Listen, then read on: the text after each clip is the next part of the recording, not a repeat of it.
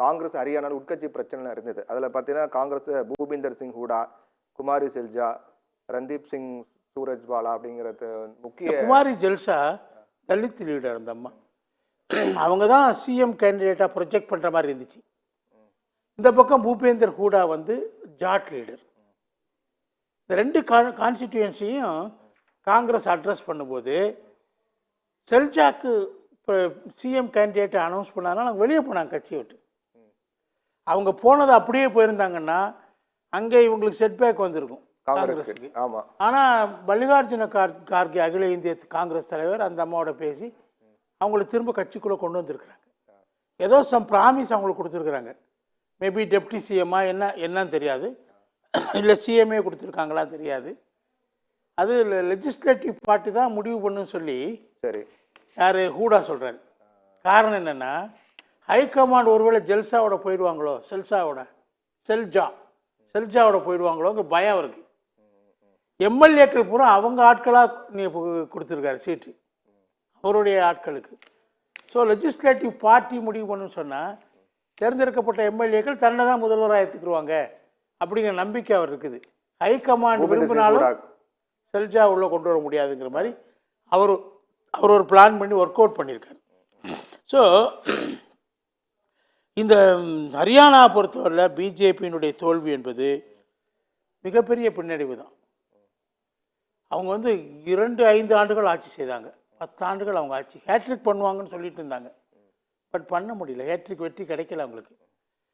அவங்க ஹரியானாவை கிட்டத்தட்ட முழுமையாக இழந்துட்டாங்க. மீட்டெடுக்கக்கூடிய வாய்ப்பு கூட அவங்களுக்கு இல்லை சமீபத்தில்.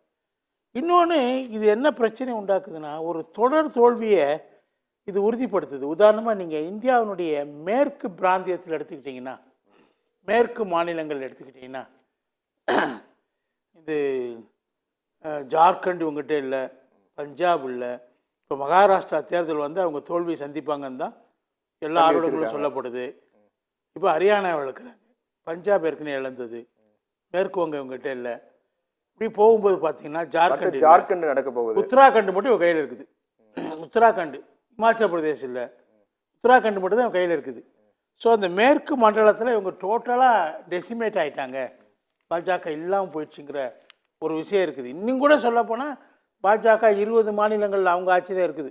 ஆமாம், இப்போ இது ஒரு மாநிலம் போயிடுச்சுன்னா, ஹரியானா போயிடுச்சுன்னா 19 மாநிலங்களில் அவங்க ஆட்சி தான் இருக்கும். இருந்தாலும் தொடர்ந்து ஒரு மேற்கு மண்டலத்தை முழுமையாக அவங்க இழந்திருக்கிறார்கள் என்ற அந்த ஆபத்தான சூழல் அவங்களுக்கு எதிர்நோக்கி இருக்கிறாங்க. அதே மாதிரி நீங்கள் பார்த்தீங்கன்னா இந்த ஜாட் கட்சிகள் வந்து தேவிலாலுடைய கட்சி ராஷ்ட்ரிய லோக்தள் உங்களுக்கு தெரியும், அது பெயர் மாற்றம் பெற்று ஐஎன்எல்டின்னு மாறிச்சு, இந்திய நேஷனல் லோக்தள்னு மாறிச்சு.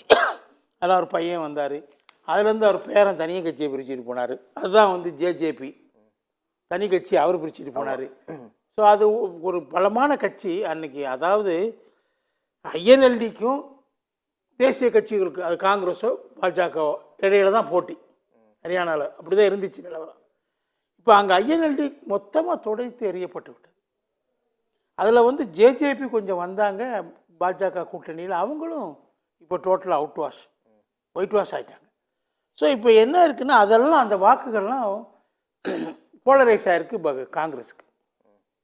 அந்த ஐஎன்எல்டி வாக்குகள்லாம், அந்த குறிப்பாக ஜாட் வாக்குகள் மெஜாரிட்டி அவங்கள பேக்வர்டு கிளாஸஸ் அண்ட் ஜாட் வாக்குகள் அவங்க நோக்கி போயிருக்குது. இதில் என்ன பார்க்கணுன்னா, பாஜக பெர்சன்டேஜ் ஆஃப் ஓட்ஸ் என்ன வாங்கியிருக்காங்கன்னு பார்க்கணும், அது வரணும். அது பல இடத்துல உதாரணமாக நம்ம பார்த்தோம், கர்நாடகாவில் தோல்வி அடைஞ்சாங்க.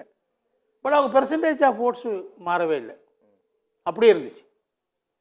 அது மாதிரி அது ஒரு அம்சம் தொடர்ந்து நடந்துட்டு இருக்கு. இப்போ அகில இந்திய அளவில் கூட முக்கியத்துவம் தரணும். அகில இந்திய அளவில் கூட அவங்க பெரிய அளவுக்கு தோல்வியை சந்திச்சது பின்னடைவை சந்திச்சிருந்தாலும் 240 சீட்ஸ்க்குள்ளே அவங்க சுருக்கிட்டாங்க. தனி மெஜாரிட்டி அவங்களுக்கு கொடுக்கல மக்கள். ஆனாலும் பெர்சன்டேஜ் ஆஃப் ஓட்ஸ் பார்க்கும்போது அவங்க பெருசாக இழப்பு இல்லை, 1-2% தான் இழந்திருக்காங்க. இப்போ அடுத்து அவங்க உத்தரப்பிரதேச எலெக்ஷனை நோக்கி போகணும். மகாராஷ்டிரா, உத்தரப்பிரதேசம். மகாராஷ்டிராவில் கிட்டத்தட்ட தோல்வி உறுதி என்றாகிவிட்டது. உத்தரப்பிரதேசத்தில் கடந்த நாடாளுமன்ற தேர்தலில் அவங்க பெரும் பின்னடைவை சந்தித்தது அந்த மாநிலத்தில் தான். இப்போ அங்கே அவங்க என்ன மீண்டு வர முடியுமா? இப்போ அவங்க என்ன பிளாங்க்கு போகிறாங்கன்னா, பாஜக இந்த தோல்வியை தொடர்ந்து சந்திப்பதனால அவங்க ஒரு முடிவுக்கு வர்றாங்க. என்ன வருதுன்னா, இந்து வாக்குகளை கன்சாலிடேட் பண்ணணும், போலரைஸ் பண்ணணும். ஓகே. அந்த எய்முக்கு வந்து ஆர்எஸ்எஸ் மூலமாக இந்து ஒற்றுமையை கட்டணும். இந்துக்கள் தான் இந்த நாட்டுக்கு விசுவாசிகளாக இருக்கிறாங்க.